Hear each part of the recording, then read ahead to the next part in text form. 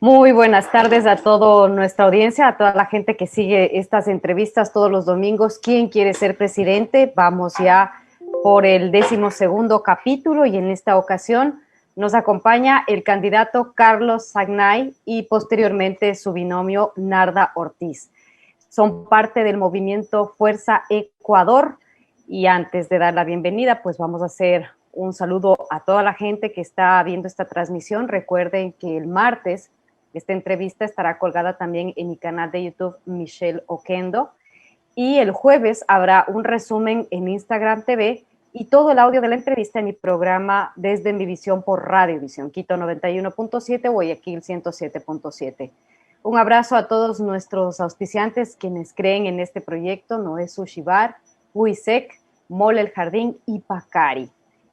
Carlos Sagnay de la Bastida nació en Guayaquil el 24 de febrero de 1956. Estudió Ingeniería Química de Petróleos y un máster en Administración de Empresas y Ciencias de Ingeniería en Azerbaiyán y Ucrania. En 2006 fue candidato presidencial por primera vez. El movimiento que lo respaldó fue el Partido Integración Nacional Alfarista, que se fundó en 1972 bajo el nombre de Frente Radical Alfarista FRA. Su líder, Abdón Calderón Muñoz, fundador, fue asesinado 6 años más tarde, es decir, en 1978. A pesar de la muerte de Calderón Muñoz, el partido continuó existiendo. Uno de los militantes más recordados de esa organización se convertiría en presidente interino, Fabián Alarcón. Sagnay se ha postulado por 2 ocasiones anteriores a la presidencia y ahora viene por la tercera vez con la convicción de que en esta ocasión tendrá mejores resultados al pertenecer a un movimiento político conocido y al contar con un plan de gobierno sólido. Nuevamente agradecer a Pacari, Huisec, Mole El Jardín, Noé Sushi Bar. Tenemos una encuesta a lo largo de esta entrevista. ¿Está a favor de que los fondos para las campañas electorales provengan del Estado? ¿Sí o no? Y luego también tendremos una preguntas de la audiencia y una pregunta de un estudiante de la Universidad Internacional SEC. Bienvenido, estimado Carlos, que tenga un feliz año. Todavía estamos en época de desearnos un feliz año. Bien, antes de empezar, bueno, ya sabemos y tenemos sus antecedentes. ¿Por qué quiere ser presidente? Ya le han preguntado en los debates, he visto los debates tanto realizados por Diario El Comercio como por el CNE. Usted ya ha tenido algunos intentos, 2006, 2009, y en referencia a un artículo publicado en Diario El Universo el 20 de noviembre del año pasado, se comenta ahí que usted golpeó las puertas de varios partidos políticos ofreciendo su candidatura presidencial.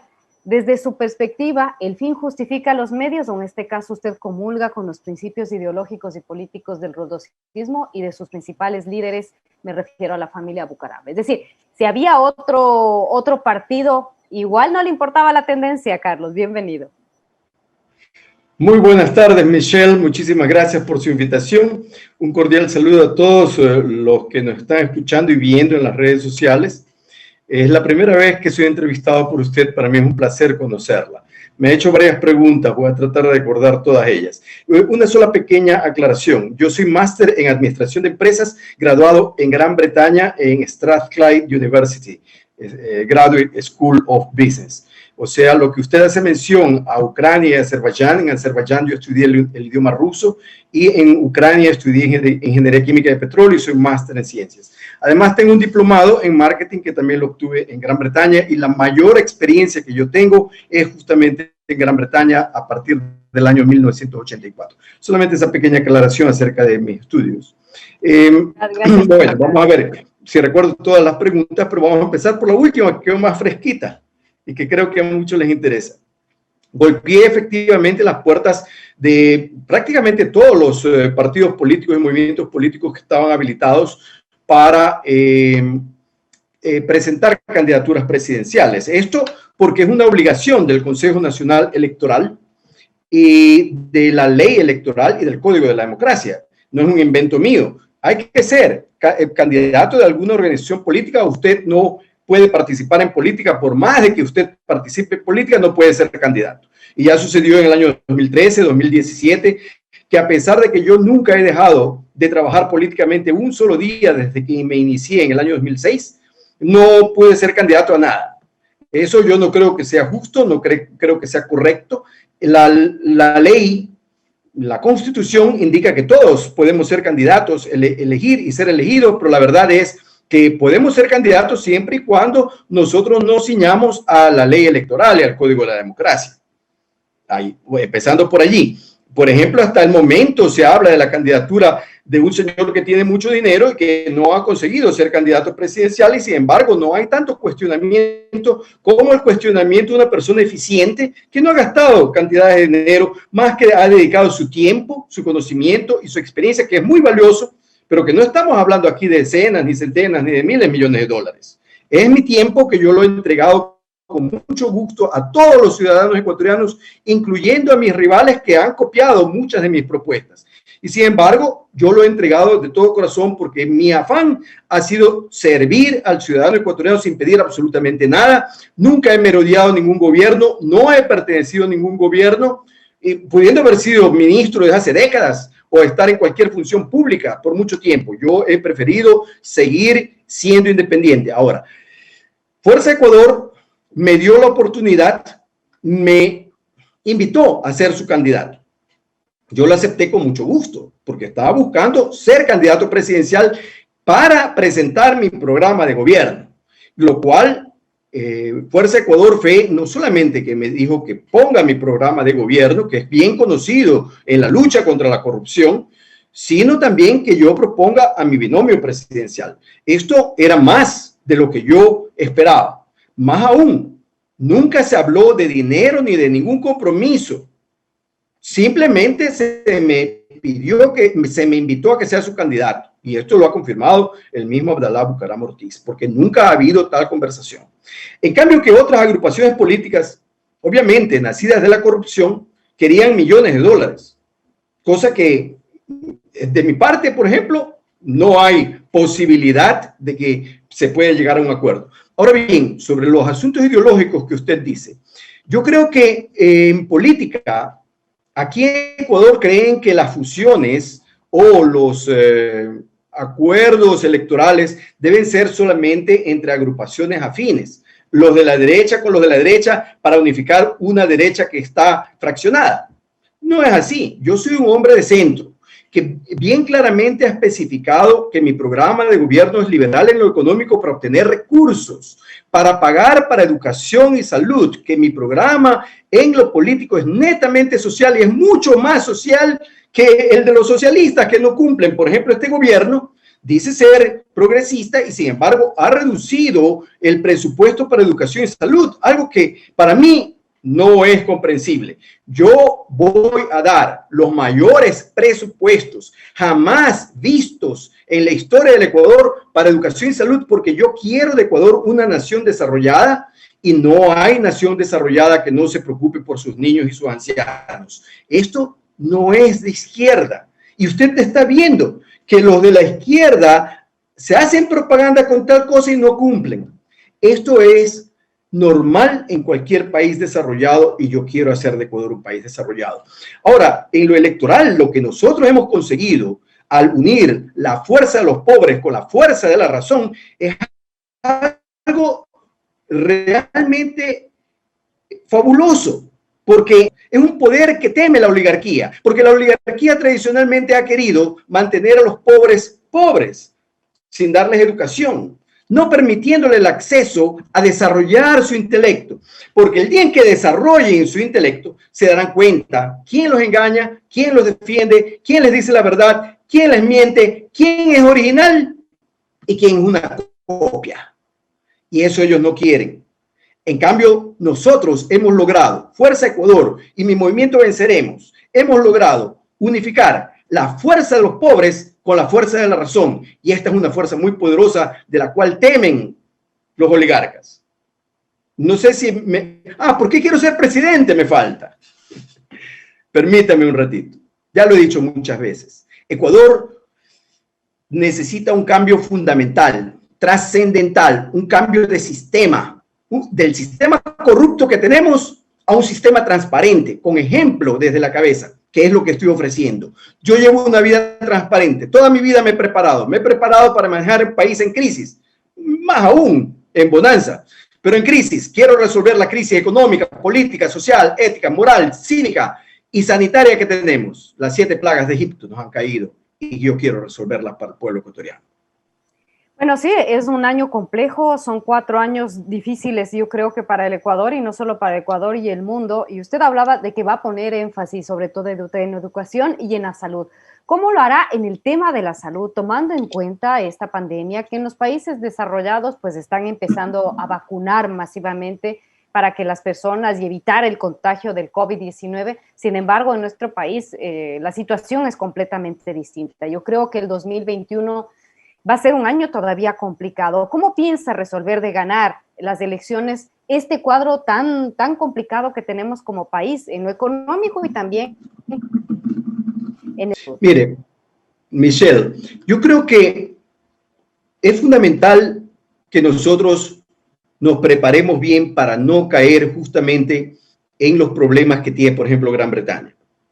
Gran Bretaña tiene una nueva cepa y han tenido que ir al enclaustramiento nuevamente. Están metidos en sus casas, no pueden salir. Inclusive las fronteras están cerradas. No se permite viajes, por ejemplo, a Latinoamérica, a Ecuador, ni de un lado ni del otro.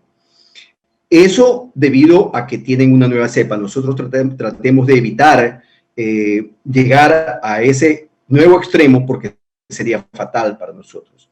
Ahora, la pandemia está directamente relacionada a la producción porque se han perdido empleos, se han perdido trabajos, se han perdido empresas, muy lamentable. Hay que resolver ese problema. Entonces, para resolver ese problema económico, en esa parte, nosotros tenemos que resolver también el problema sanitario. En administración hay muchas formas de conseguir los objetivos. O sea, hay muchas estrategias. Una de ellas es seguir al líder. Ya que nosotros no somos expertos en estas áreas, tenemos que seguir el ejemplo de los líderes. Digo tenemos porque tal vez no haya otra opción. Es una buena opción hacerlo. ¿Y qué es lo que promulgan los líderes? La vacunación. Cuando hablamos nosotros de vacunar a todos los ecuatorianos, no significa los 17 millones exactamente. Hay personas que tal vez no lleguen a necesitar la vacunación, hay personas que la necesitan inmediatamente y sobre todo tenemos que tener en consideración que uno de los puntos de desarrollo de Ecuador debe ser el turismo y el turismo no va a avanzar mientras nosotros estemos con esta pandemia. Entonces vamos a vacunar como lo hacen los países desarrollados, empezando por los más vulnerables, aquellos que necesitan más la vacuna e ir bajando. Es decir, los ancianos, los que tienen enfermedades, deben ser vacunados inmediatamente. Luego, digamos, los de la tercera edad que empiezan a los 65 años. Y luego vamos bajando. Al momento, por ejemplo, parecería que los niños no necesitan vacunación, pero eso debe estar en estudio. Cuando yo hablo de vacunar a la gran mayoría de los ciudadanos, hablo por lo menos al 60% de la población. Esto es un poco más de 10 millones de ciudadanos. Estamos hablando de 20 millones de vacunas, porque son 2 fases. Ahora, hay varias vacunas, ya están en la venta 2 vacunas, la de Pfizer y la de Oxford AstraZeneca. La de Pfizer parece ser la más efectiva, pero tiene ciertas complicaciones. Por ejemplo, la cadena de frío es bastante complicada. Sí. Por ejemplo, y otra cosa que es cara, sumamente cara. La de Oxford AstraZeneca es menos efectiva, pero se la puede conservar en una refrigeradora y cuesta 4 veces menos. Y hay varias otras vacunas que ya están en camino. Entonces, para la segunda mitad de este año y para el próximo año, yo espero que esas vacunas ya sean un poco más baratas. Entonces, nosotros tenemos que tener un presupuesto de al mínimo unos 200 millones de dólares, que no los tenemos, ¿cierto? Pero yo no estoy proponiendo incrementar impuestos para lograr financiar esas vacunas. Si yo tengo que endeudarnos con 200 millones de dólares para vacunar al 60% o más de los ciudadanos ecuatorianos, eso es lo que vamos a hacer. Eso es lo que tenemos que hacer. Muy bien, un saludo para todas las personas que se unen. Ya tenemos varias preguntas que tomaremos algunas de ellas posteriormente. Bien, usted me gustaría que nos dé 3 acciones en el plano de la educación y la cultura. Yo creo que estos también son frentes básicos importantes, pero también el de la cultura, que es el gran olvidado de la escena, Carlos. Sí. A ver, nosotros también hablamos de que el Estado es obeso y que hay que reestructurarlo. Yo no propongo despedir a nadie, a ninguno de los funcionarios públicos. Les ofrezco que se van a mantener sus trabajos a cambio de eficiencia, y para mí eficiencia significa cero corrupción. O sea, esto no es gratuito. Exijo eficiencia, cero corrupción. A los corruptos los despediremos, les daremos visto bueno, sin indemnización, y les seguiremos el juicio correspondiente para que se vayan a la cárcel. Vamos a endurecer las penas, vamos a introducir la cadena perpetua para los criminales y también para los corruptos de cuello blanco. Vamos a eliminar el 2x1 y van a tener que trabajar para ganarse su sustento, mientras que el presupuesto destinado para alimentar a los delincuentes lo voy a pasar para alimentar a los niños y a los jóvenes.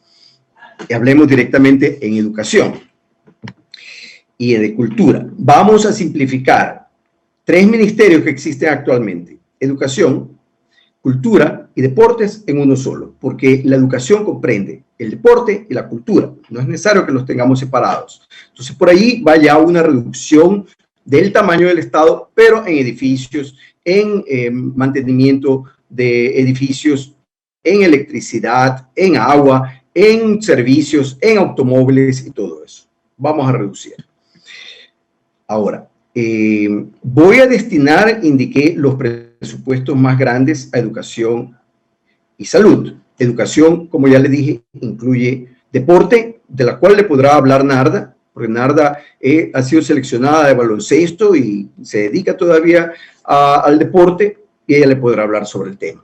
Y cultura, cierto, usted dice, ha sido relegada a la cultura. Y eso que ahora hay algo más de desarrollo de cultura. Le cuento que cuando yo por primera vez salí fuera del país, en 1974, no había nada de cultura. Creo que apenas ese teatro juglar, creo que apareció por los años 1980, por ahí. O tal vez ya existía en el 74, yo no sabía. Pero me enteré de cultura al vivir en la Unión Soviética, en la que todos, absolutamente todos, ya estamos hablando de casi 50 años, ¿no? 46 años atrás. Todos iban al teatro, tenían acceso, y yo tuve la oportunidad y la suerte de tener acceso a ello. Creo que nosotros estamos en pañales y debemos darle auge a la cultura. Por eso hablo de destinar los mayores presupuestos, no solamente a la educación formal, sino también al deporte y a la cultura.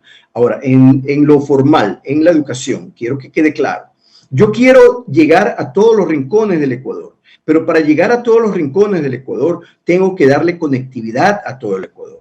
No es algo sencillo, no es algo que se consigue de la noche a la mañana, pero aspiro a llegar a obtenerlo durante los 4 años para llegar con educación a cada rincón de nuestra patria, especialmente ahora que podemos hacerlo a través de plataformas como la actual, como Zoom. Si podemos, vamos a lograrlo, vamos a destinar fondos para ello y sobre todo, vamos a considerar la conectividad, el Internet, un derecho de los ciudadanos ecuatorianos, de cada uno de nosotros. Cuando nosotros tengamos educación para todos, y no solamente educación como la actual, que se premia la memoria, así que si usted le enseña mentiras al alumno, el alumno aprende mentiras y cree que es verdad y cree que es un alumno sobresaliente. Eso se va a acabar. Yo voy a direccionar a la educación hacia el desarrollo del pensamiento analítico, crítico y creativo. De tal manera, como ya dije antes, el ciudadano ecuatoriano, el joven, el niño, vaya creciendo de una manera diferente como crecimos nosotros, que hoy no pueden discernir quién les miente, quién les dice la verdad, quién los defiende, quién los ataca, quién es el original y quién es la copia. ¿Cómo le ayudó la una experiencia? Cosita me olvidaba, Michelle, si me permite. Dígame. Una cosita. Es sobre el examen de ingreso que les preocupa a muchos estudiantes. Yo los voy a preparar con un preuniversitario, prepolitécnico, un curso de nivelación para que pasen, no el examen del CENESID, que es una barrera, pero sí un examen de ingreso para que todos vayan con el mismo nivel a la universidad y escojan sus propias, tomen las propias decisiones para escoger sus carreras. Carlos, ¿cómo le ayudó a usted la experiencia de vivir en la Unión Soviética, en Gran Bretaña y Escocia? Realmente son experiencias únicas que cambian la perspectiva de la gente para siempre. También tengo entendido que usted fue un gran alumno lasallano, que fue abanderado y también fue parte de la promoción de Guillermo Lazo, ¿no? Es decir, como no, Guillermo Lazo fue parte de mi promoción, es al revés. Yo fui abanderado, mejor bachiller, medalla de oro, anillo de oro. Él no. Así que él, bueno, a mí pues me era de su promoción. Era de su me promoción. reconocen en el Colegio San José como la cabeza de mi promoción. Bien, pero bueno, ¿cómo le sirvió todas estas experiencias de vivir en otras partes del mundo, de cambiar una perspectiva? Esto le cambia a todo el mundo y sobre todo que usted vivió buenas temporadas. Tengo entendido que su esposa no vive en el Ecuador. A ver, sí, usted tiene toda la razón. Estos cambios culturales cambian la perspectiva de la persona inmediatamente. Voy a remontarme. Perdón, acabo de prender el aire porque está muy frío aquí, pero parece que está haciendo un ruido. Si le molesta el ruido, me avisa para apagarlo. Entonces, ¿si le molesta? Suena un poco, pero no es tan molestoso. No, hay un poco de ruido, pero bueno, sí, para que no se sienta, déjele ahí. Ya lo voy a apagar, aunque sube, no importa. No, aquí sin aire. Pero bueno, a ver. Sí, yo me fui a los 18 años, en un gran choque cultural. A esa edad yo solamente conocía Guayaquil y Quito un poquito. Y fui a encontrarme con culturas muy diferentes, especialmente el choque cultural con Azerbaiyán, lo recuerdo bien. Azerbaiyán hoy es un país como Dubái, pero en ese entonces era un país musulmán, me daba la impresión bastante atrasado, inclusive a nivel soviético. Mujeres que usaban lo que ahora nosotros usamos todos los días, las mascarillas, sino que las llamaban chadras. Nos advertían no hacer amistad con mujeres azerbaiyanas, era peligroso porque los hombres eran muy celosos a pesar de que se metan con mujeres de allí, aunque no sean parientes ni amigos. Cosas muy difíciles porque a la edad de 18 años, ¿quién no quiere involucrarse con chicas, no? Entonces teníamos que buscar solamente chicas rusas, no azerbaiyanas, para no meternos en problemas, por decir algo. Entonces nos decían a nosotros que tengamos cuidado, que no salgamos a las calles, cosas así. Pero además tenemos que aprender el idioma ruso para comunicarnos.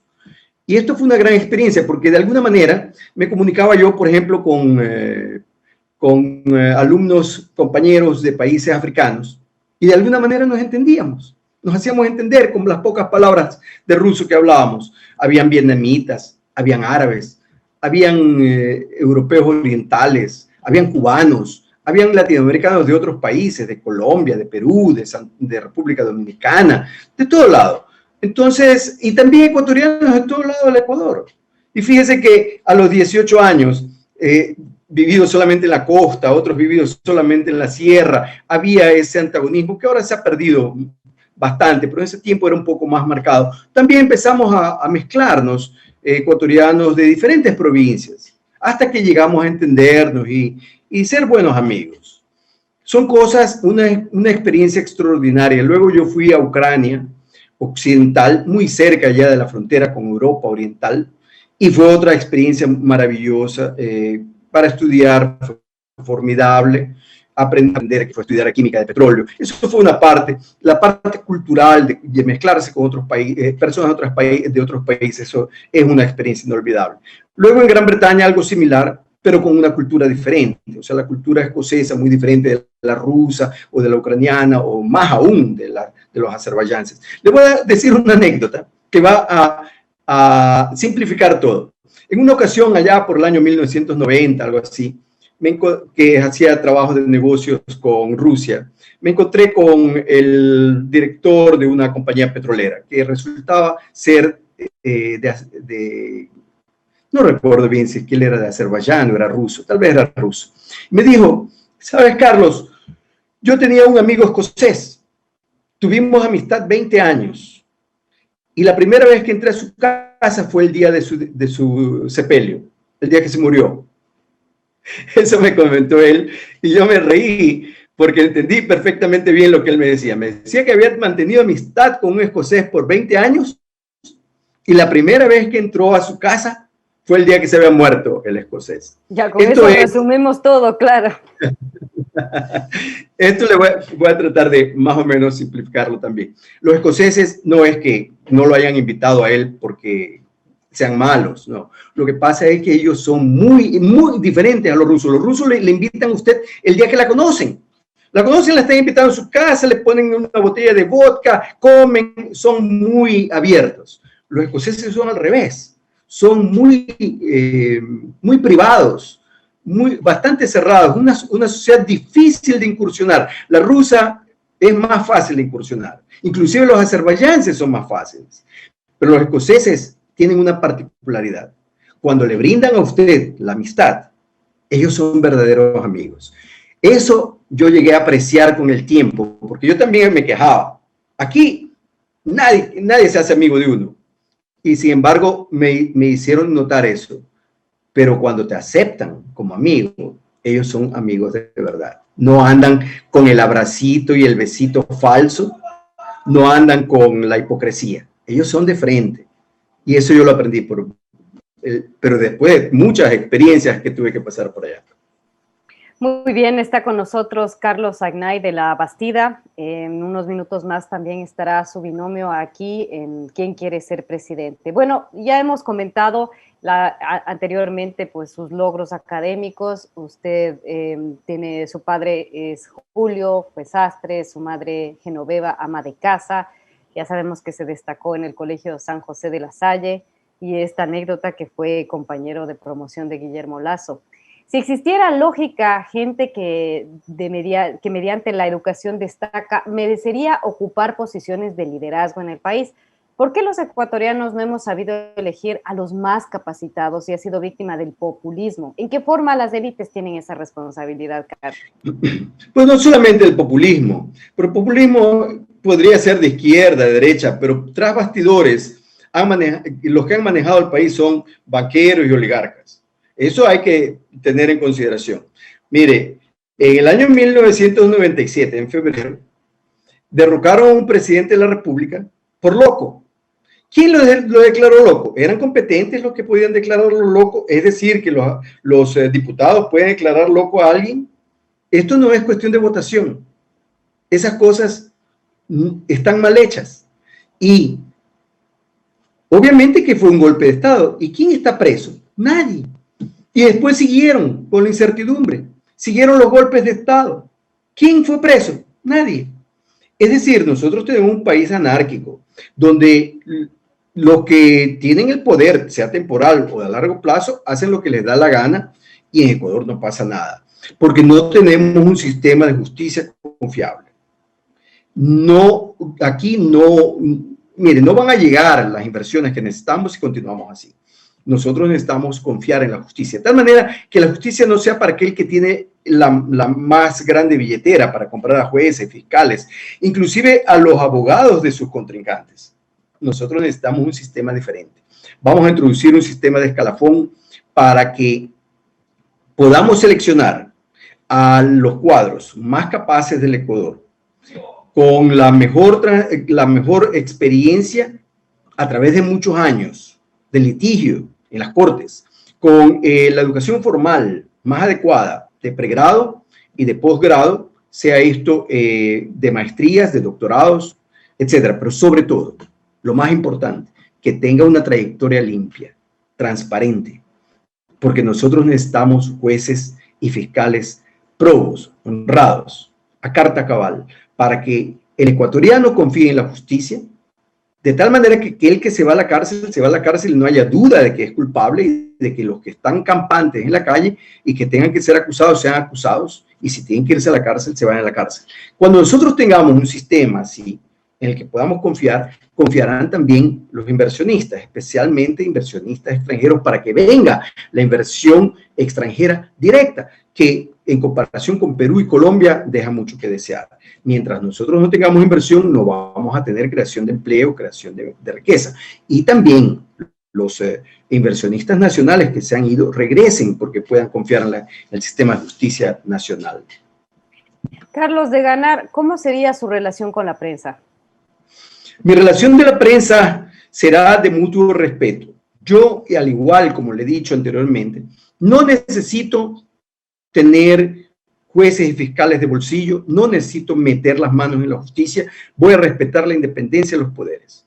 El poder ejecutivo separado del legislativo y separado del judicial.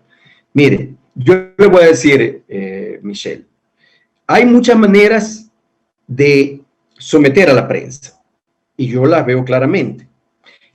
El gobierno pasado sometió por lo menos a parte de la prensa con la amenaza, a la fuerza, con el miedo, algo que a nadie le gusta. Eso lo reconocemos, pero otra manera de hacerlo y que este gobierno lo ha aplicado y que tampoco estoy de acuerdo. Yo tengo que decirle que este gobierno y el gobierno pasado, todos sabemos que eran uno solo, así que tienen las mismas raíces. Que hayan aplicado las cosas de una manera diferente no los hace muy diferentes. Entonces, dando prebendas para callar a la prensa tampoco es una buena relación. La relación tiene que ser de mutuo respeto, de consideración a la verdad, de lo que el pueblo ecuatoriano quiere. El pueblo ecuatoriano quiere buena información y que la información sea veraz y sea verificada. Y no hay ningún inconveniente con eso. Yo no creo que vaya a tener fricciones o muchas fricciones con la prensa. Siempre hay, porque a nadie le gusta, si una cosita, otra cosita no les gusta. Pero, por ejemplo, Obama me pareció que tuvo una muy buena relación con la prensa y se expresó muy bien cuando estuvo aquí en Ecuador. Cuando, no recuerdo si fue que estuvo en Ecuador o fue que el presidente ecuatoriano estuvo en Estados Unidos, pero le dijo bien claro, me refiero a Correa, que estuvo ahí presente, y le dijo, a mí tampoco me gustan muchas cosas de lo que dice la prensa, pero los dejo que digan. Bueno, usted participo con eso siempre y cuando se hable con la verdad. Dígame. Bueno, usted se ha manejado mucho con redes sociales, usted ha dicho que ha hecho una preparación de años también para estar en contacto con la gente a través de un programa de radio y ahí usted pues ha ido haciendo una campaña y preparando el camino. ¿Qué está haciendo usted para llegar a la gente joven? Para estas personas jóvenes que nos están escuchando, que no creen en los políticos y en muchos puntos ni siquiera les importa, pasan de esto. ¿Cómo llegar? ¿Cómo llegar con la gente joven? Bueno, definitivamente no llego con la payasada. No es mi estilo. TikTok, por ejemplo, me da la impresión que es para animar a los jóvenes que se rían un poco. Eso es para hacerse conocer. A mí me gusta hacerme conocer por lo que yo presento como candidato presidencial para resolver los problemas del Ecuador. Yo quiero presentar la imagen que yo siempre he dado de mí, que es una imagen de una persona correcta, transparente, eficiente, que puedo resolver los problemas. Y eso es para los jóvenes. Cuando me piden alguna entrevista, yo la estoy dando a quien sea, sea de un pueblito pequeño, sea de una radio pequeña, sea de una universidad, sea de estudiantes, sean de los recién graduados, sea de profesionales, estoy haciendo eso. Esa es mi manera de comunicarme con ellos. Pero siempre seriamente, o sea, no es necesario hacer payasadas porque la payasada no es parte de la administración. Yo he visto presidentes que les gusta contar cachos. He visto presidentes que lo toman a broma, que hacen bromas con el Estado. Eso de comerme un arroz con huevo y me importa un bledo el país, me pareció a mí de muy mal gusto, por ejemplo. Usted sabe a quién me refiero, pero me pareció de mal gusto. No está a la altura presidencial. Había otro ahí con barba que le encantaba contar chistes, daba conferencias de prensa para contar chistes. Eso es denigrar al ciudadano, eso es considerarnos a nosotros ignorantes. Eso es lo que yo veo, me parece muy pobre referirse así a los ciudadanos ecuatorianos. A mí me gusta que se refieran a los ciudadanos ecuatorianos con dignidad, con respeto. Y eso es lo que yo trato de hacer. Bueno, si usted consigue el voto popular y gana las elecciones en su gabinete, ¿qué participación tendrá la familia Bucaram? Y a propósito, Bucaram era uno de estos candidatos que se comía la guatita, salía bailando con las chicas en los escenarios, cantaba, se ponía el gorrito. Digamos, más o menos lo mismo que usted desprecia. No, yo no desprecio, de ninguna manera. O que le parece que es burlarse de pero es más o menos y lo mismo, ¿no? Lo mismo que contar cachitos y todo, pues eso hacía el señor Bucaram. No, le dije que no era mi estilo, no dije que lo desprecie, y que me parecía que Pero usted me está diciendo que eso es una burla para el país, ¿no? Y estoy con usted, o sea, a mí ese estilo de hacer la campaña también efectivamente es una burla para el país. A ver, le voy a decir lo siguiente, Puede ser que estos señores quisieron copiar el estilo de Abdalá Bucaram. El estilo una cosita que también les dije antes, es que yo quería darle educación a los ciudadanos para que sepan distinguir lo que es original y lo que es copia. Abdalá Bucaram es original y él es así. Yo lo he visto, he conversado con él y yo he dicho, a él no lo votaron de la presidencia de la República porque le gustaba la guatita, ni se chupaba los dedos, ni bailaba, ni era loco. No, a él lo votaron por otras razones. Él estaba estropeando los planes de ciertos grupos oligárquicos. Él fue una sorpresa, ganó inesperadamente y no entraba en los planes oligárquicos. Que usted ve que va sucesivamente desde el gobierno de Sixto Durán Ballén, específicamente desde el año 1995, cuando empezaron a hacer leyes para estafar a la mayoría de los ciudadanos ecuatorianos y que culminó con el feriado bancario. Y yo le digo estafar a los ciudadanos ecuatorianos porque para mí es una estafa. Yo soy experto en mercados, Michelle. Yo pasé una docena de años trabajando en ello, conozco de mercados, sé lo que hicieron. Eso de que liberar la economía, que eso era neoliberalismo, eso no era neoliberalismo. Eso era corrupción. Así sencillo. En Estados Unidos hay neoliberalismo, pero no hay ese tipo de asalto a los ciudadanos ecuatorianos, pero nadie se los permite. En Gran Bretaña tampoco. Nadie les permite eso. Eso tal vez fue permitido alrededor de 100 años atrás. Entonces, hicieron algo que se hizo en otros países al inicio del capitalismo, como lo conocemos hoy, pero no ahora. Entonces eso fue un engaño. Por ejemplo, que no haya sido penado por la ley, que se otorgue, que capten dinero para prestarse de ellos mismos, como hacían los bancos. Los bancos son bancos, los bancos no son emprendedores. He escuchado casos en que un emprendedor presentaba su proyecto, el banquero le decía, no sirve, lo guardaban y después ellos lo utilizaban. Esas cosas he escuchado. Eso, que no sea ilegal, mínimo que puedo decir que no es ético, que no es moral. Aquí eso se hacía y les parece bien. Y después de derrocar a Abdalá Bucaram, tuvimos otros derrocamientos cuando no les gustaba a un presidente porque no conformaba su cadena de corrupción, lo votaban. A mí me votaron en el año 2005 de Petroecuador. Cuando me ofrecieron ser el presidente de Petroecuador y que después al siguiente día me dijeron ya no eres, ahí ya se inició la mano negra, que yo ni sabía, porque yo estaba aquí de pasada. El presidente Palacio me dijo, usted está aquí para que nos ayude, o lo hemos llamado para que con su conocimiento nos ayude. ¿Por qué pedía ayuda el presidente Palacio? Porque él estaba tambaleando en esos días. Esos eran los días cuando votaron a Lucio Gutiérrez y decían que se vayan todos, que se vaya el vicepresidente también, no querían a nadie. Entonces sí, él necesitaba ayuda. 5 meses más tarde, ya cuando las aguas se calmaron, entonces volvieron a lo mismo. Ya no querían a un Carlos Sañay de la Bastida por ser transparente, correcto, por sus habilidades técnicas, nada de eso, no. Querían a un Carlos Sañay que se adapte a la cadena de corrupción. No lo hice, me votaron. Sencillo. Así que no. Pero volviendo a la pregunta de ganar usted las elecciones en su gabinete particular de educación, la familia Bucaram. Me parece muy bien, Michelle, que tenga buena memoria y que me recuerde su pregunta. A ver, en primer lugar, yo creo que estamos es muy temprano para hablar de gabinete. A mí me gusta ir paso a paso. Primero voy a segunda vuelta.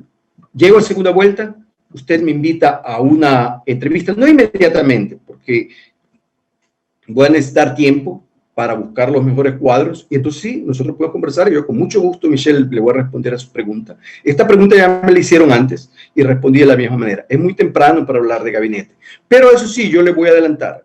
Abdalá Bucaram es primer candidato asambleísta nacional, y con justa razón, él aspira a ser presidente de la Asamblea. Ser presidente de la Asamblea es un puesto notable, muy importante en el país. Él sería, digamos, el presidente del Poder Legislativo. un poder a la par, similar al Poder Ejecutivo y al Poder Judicial, que yo respetaré. Él, por ejemplo, no necesita estar en el gabinete de Carlos Sañé de la Bastida representando la fuerza de los pobres con la fuerza de la razón. Él tendrá su trabajo en el Parlamento, por ejemplo. Eso yo le voy adelantando. Esta pregunta me la hacían cuando él todavía no era candidato. Él es uno de los candidatos más fuertes, en mi parecer, es el candidato más prominente entre los asambleístas de todo el país. ¿Cómo se ha sentido usted en los debates que se han realizado, tanto el de Diario El Comercio y el CNE? ¿Cómo se ha sentido con el resto de los candidatos? ¿Cuál de estos candidatos con sus propuestas le parece respetable, Carlos? Le voy a decir que me he sentido con mucho frío. Tengo que decírselo porque he estado congelado, tanto en la Casa de la Cultura en Quito como en el set de televisión de ¿quién organizó de la casa no era el set de televisión, sino la Universidad de Espíritu Santo, y también ayer en TCTV. Es una barbaridad. No está el auditorio lleno. Invitan a 3 o 5 personas que acompañen a cada candidato. Multiplique por 7 candidatos que se presentaron en un momento dado. Estamos hablando de 35, más los candidatos un poco más de 40 y la prensa 100 personas en un auditorio enorme. Pero más allá del frío, de este tema anecdótico, ¿qué le parecieron las propuestas, las respuestas? Y como usted es un caballero, dígame, ¿qué candidato le llamó la atención y que le parecía que estuviera bien preparado? Así, honestamente. Honestamente, el candidato que a mí me impresionó es Carlos Sañay de la Bastida. No, exceptuando la suya, su intervención. ¿Qué otro candidato? Michelle, me gusta que usted siga insistiendo. Sí, esos entrevistadores me gustan. Mire, no, yo le tengo que decir lo siguiente, Michelle. Yo no he venido aquí a alabar a ningún candidato. Yo he venido a presentar mis propuestas. Tampoco los he querido atacar. Mire, yo he visto fallas y yo he sido bastante impersonal. Solamente me refería en el debate de la Cámara de Comercio, me referí por nombre a una persona y le dije que lo decía con mucho respeto y le dije por qué yo discrepaba con lo que él decía. De ahí, en la segunda ocasión, la moderadora me presionó para que yo diga el nombre y yo lo dije, porque yo simple y llanamente yo no tengo por qué evadir preguntas. Pero básicamente yo quiero hablar sobre lo que yo sé mejor y lo que yo sé mejor es lo que yo propongo. Así que, ¿quién me impresionó? En realidad me han preguntado con quién me gustaría llegar a segunda vuelta, con quien sea. Yo no tengo ningún problema. Yo me preocupo de mi campaña, me preocupo de hacer bien las cosas, me preocupo de lo que yo propongo. No me preocupa lo que otras personas proponen. Y sí lo escuché y vi algunas falencias. Sí dije algunas, por ejemplo, eso que proponen bajar impuestos. No, si bajan los impuestos, se incrementa el déficit, se incrementa la deuda. Para mí, esas son bombas de tiempo que yo tengo que desactivar. Entonces, de ninguna manera puede ser que eso esté bien. Ahora, si a ellos no les importa el déficit, no les importa la deuda que siga creciendo y que en un momento dado estalle, pues es asunto de ellos. Yo tengo que decir las cosas como son y qué es lo que es primordial, qué es lo que es fundamental cambiar para Ecuador. Eso, pero de allí no... Yo no los voy a alabar, ninguno lo voy a alabar. Son mis rivales y sinceramente yo quiero que el pueblo ecuatoriano, ya que tiene la oportunidad de no elegir simplemente el menos malo, que elija el mejor y el que pone sus propuestas de tal manera que sea convincente, y yo pido el voto para mí. Yo soy el representante de la fuerza de los pobres con la fuerza de la razón, y esta es una fuerza muy poderosa y repito, de la cual las oligarquías tienen miedo. Tienen miedo porque no han querido dar educación a los niños, a los jóvenes, y yo se las voy a dar para empoderarlos. Además, la mujer también va a tener un sitio preponderante en mi gobierno. A la mujer la han discriminado, la han maltratado, la golpean, la asaltan, la matan, la violan.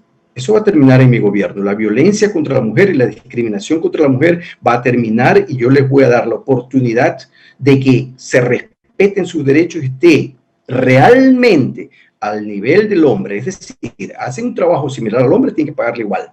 Les voy a dar las oportunidades para que se desarrollen en mi gobierno. Se nos está acabando ya el tiempo y antes de pasar a las preguntas del público y también a la pregunta de un estudiante de la UISEC, ¿por qué escogió a Narda Ortiz como su binomio? Narda me la sugirió un amigo mío que ya lo conozco desde hace unos 5 años. Le pregunté, yo fui el que le pregunté si podía recomendarme alguna persona, porque yo había hecho algunas llamadas, algunas personas no querían. No querían sin saber a qué partido político yo iba a representar, porque le digo este trabajo yo lo inicié en agosto, a finales de agosto. Yo traté de calificar para el 23 de agosto cuando se hacían primarias. Es allí cuando me comuniqué con Narda.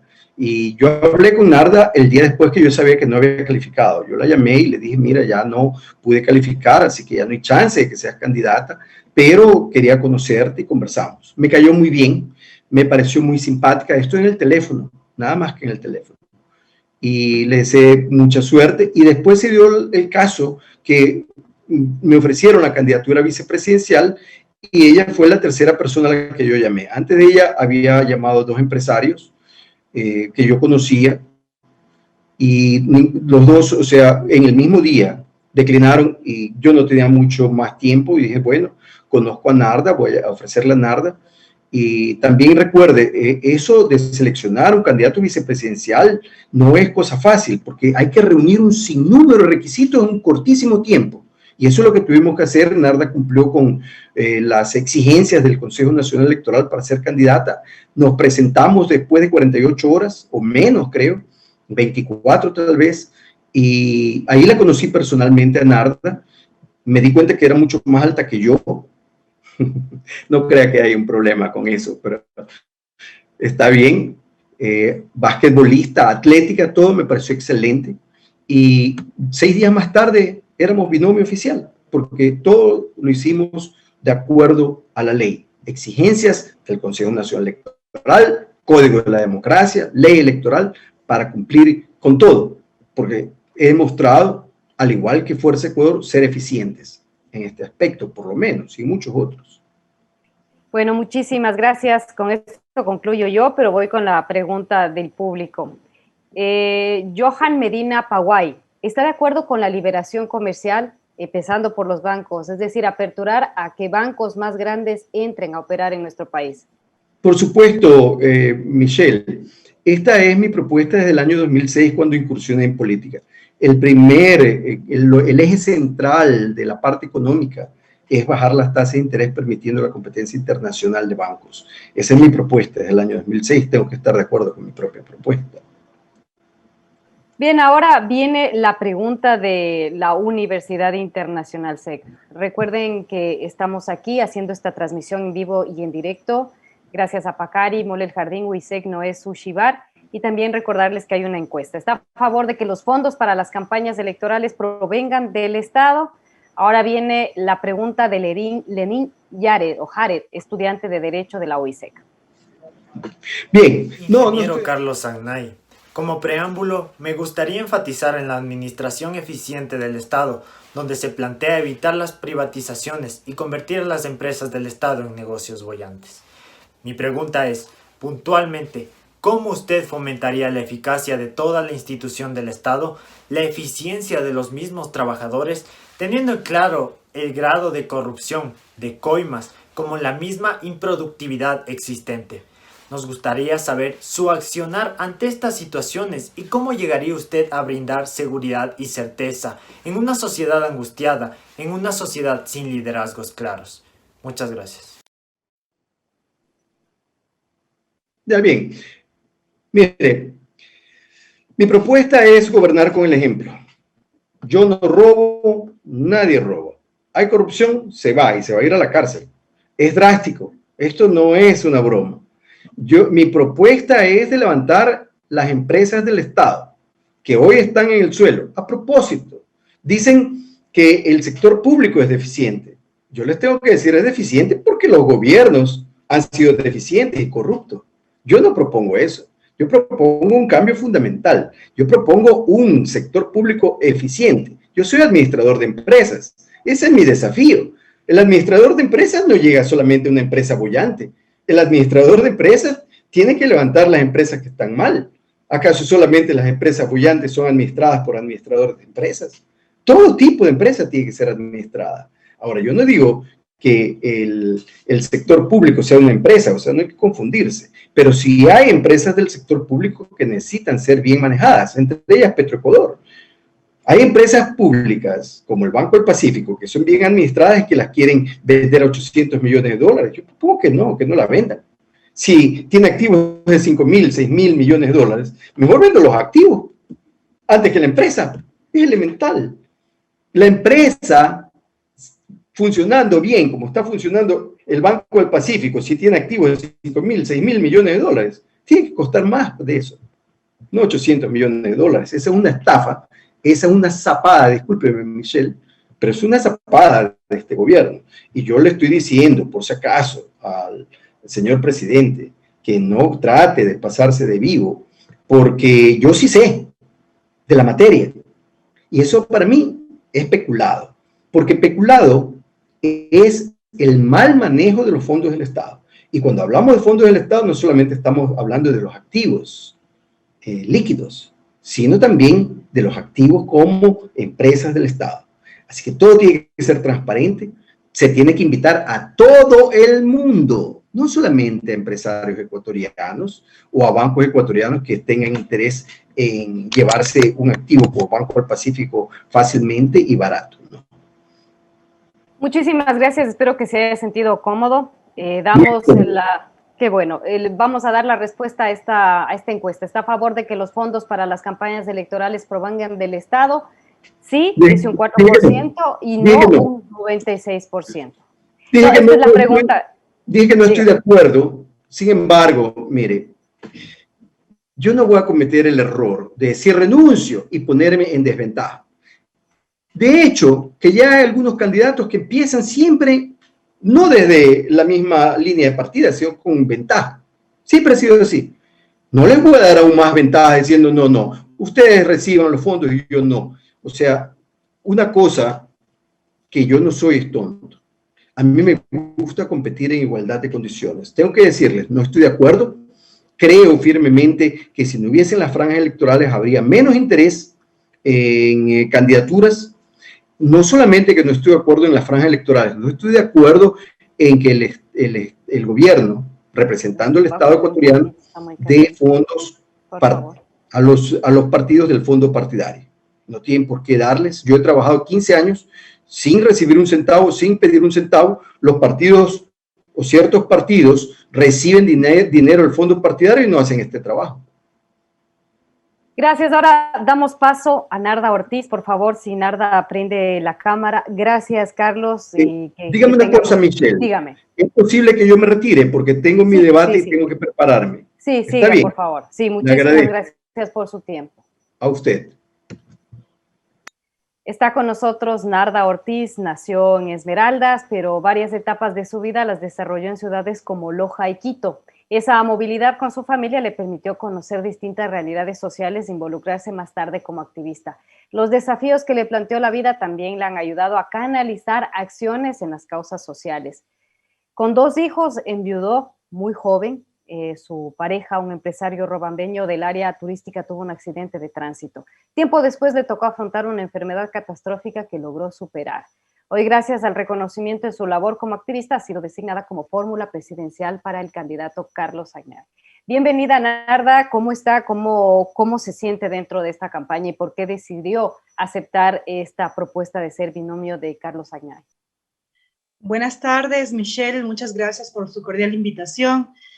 Sí, pues efectivamente tuve que asumir esta responsabilidad al aceptar esta candidatura, ya que venía observando algunos procesos importantes que había tenido la sociedad actual y vi necesario la participación no solamente de Narda Ortiz, sino de nuevos cuadros y de mujeres de manera especial en la actividad política.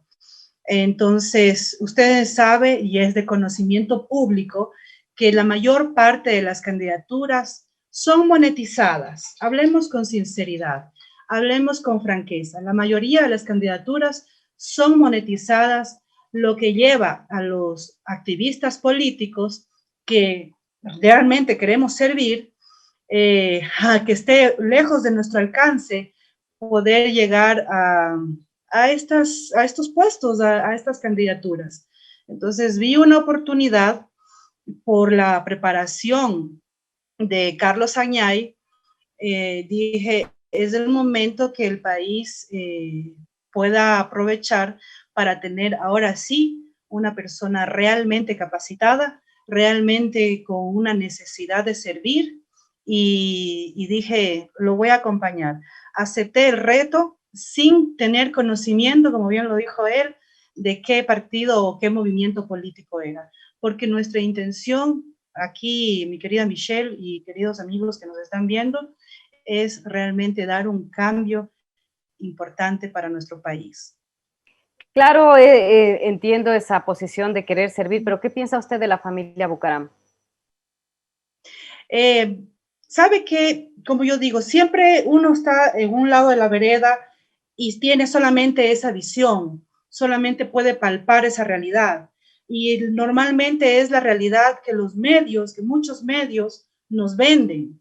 Entonces, al principio, lógicamente, daba un poco de incertidumbre y que daba un poquito de dudas al momento de poder aceptar. Porque usted sabe que aquí la gente, cuando uno se junta a alguien, enseguida tratan de linchar también mediáticamente, castigar a esa persona sin que haya llegado a comprar pelea ajena. Y pienso, ahora que estoy del otro lado de la vereda, que la familia en cierta parte está siendo vulnerados algunos de sus derechos, están teniendo un linchamiento mediático que no era necesario. Y tanto así que la justicia se ha ido encargando de irlos liberando de muchos cargos que se les impusieron. Bien, está con nosotros Narda Ortiz, es candidata a la vicepresidencia junto a Carlos Añay. De Esmeraldas a Quito, ¿cuál es su historia de vida, Narda? De Esmeraldas a Quito. Bueno, mucha gente me pregunta por qué decidí esta lucha, esta defensa. Esta lucha y esta defensa, este activismo de manera especial con la defensa de los niños y la defensa de las mujeres, nació porque soy hija de una mujer afrodescendiente de Esmeraldas y de un lojano. Entonces, cuando mi madre se unió con mi padre, lamentablemente no cumplió con su función de padre y dejó a una adolescente de 16 años embarazada y no regresó a ver para atrás sin tener esa responsabilidad, no solamente de reconocerla como su hija, también de no proporcionarle las atenciones que todo niño necesita y que tiene derecho. Entonces, nací en Esmeraldas, de una madre adolescente, soltera de 16 años, y tuve que enfrentar muchas luchas en carne propia, lo que ha hecho que ahora yo pueda entender la necesidad de hacer un cambio significativo en la defensa y en la lucha, y si es posible en la reparación de los niños vulnerados. Bien, es un perfil que de muchas maneras representa el perfil de la mujer ecuatoriana, crecer sin la figura paterna, y por otro lado usted enviudó muy joven y Así creo es, tuve la oportunidad. sí, claro, y creo que es una experiencia muy dura, pero realmente es la realidad de un montón de mujeres ecuatorianas, Narda.